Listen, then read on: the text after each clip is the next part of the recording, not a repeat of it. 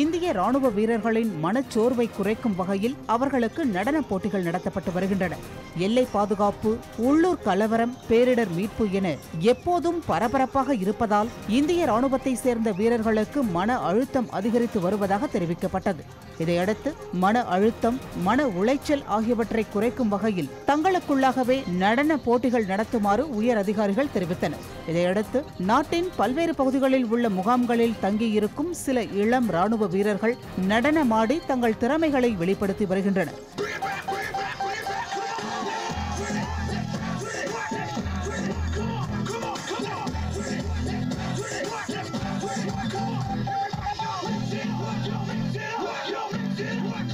இதற்கு மூத்த அதிகாரிகள் உற்சாகமும் ஆதரவும் அளிக்கின்றனர்.